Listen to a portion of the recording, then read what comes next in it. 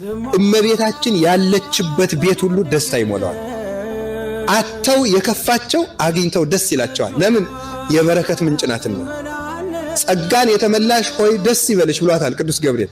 ጸጋን የተመለ ምን አይነት ጸጋ? የፈውስ ጸጋ፣ የሀብት ጸጋ፣ የጥበብ ጸጋ፣ ጸጋን ሁሉ የተመላች ናት እመቤታችን። መዝገበ ረድኤት ጸጋን ሁሉ ስለተመላች እመቤታችን የገባችበት ቤት ሁሉ ጉድለቱ ይሞላና ደስታ ትሰጣለች። ለሁሉም የምትበቃ እናት እመቤታችን። እኔ እናቴ ልታበላኝ ትችላለች፣ ልታድነኝ ግን አትችልም። ልታለብሰኝ ትችላለች። ከጸጋ ስትሰራቆት ግን እናቴ ምን ልታደርግ ትችላለች? አብራኝ ታለቅሳለች እንጂ። ብታሰር እናቴ ወርዳ ጠበቃ ገዝታ ልታስፈታኝ ትችላለች። በነፍሴ ብታሰር ግን ማስፈታት አትችልም። እመቤታችን ለሁሉም የምትበቃ ናት። ሐኪም ትሆንናለች፣ መጋቢ ትሆንናለች፣ መምህርት ትሆንናለች፣ መጠለያ ትሆንናለች፣ ሀገር ትሆንናለች፣ ጌጥ ትሆንናለች፣ መነጽር ትሆንናለች፣ መልካም ቃል ለጆሮአችን፣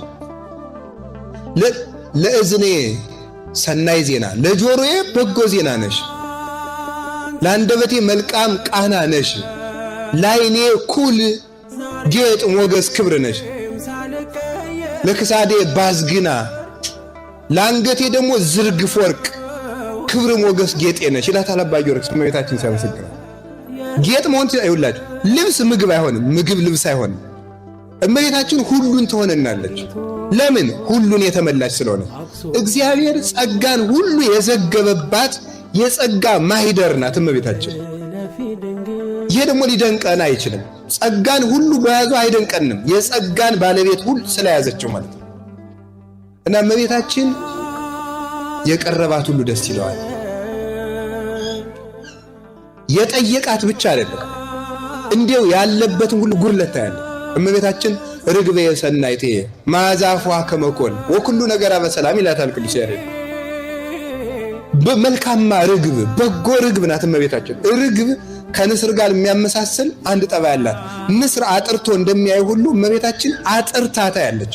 አጥርታ ርግብም አጥርታ ታያለች ልላቸው ነው። ልክ ንስ ላይ ሆኖ ጤፍ የምታክል ስጋ መሬት ላይ ቢያይ ያያታል።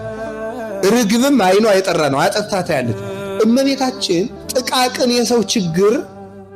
የሰው ችግር አይሰወራትም፣ ሁሉን ማየት ትችላለች። ለዚህ ነው ርግብ የመደምደሚያዬ አንዲት ናት ያለ መኃልየ ዘሰሎሞን ምዕራፍ 6 ላይ ርግብ የመደምደሚያዬ።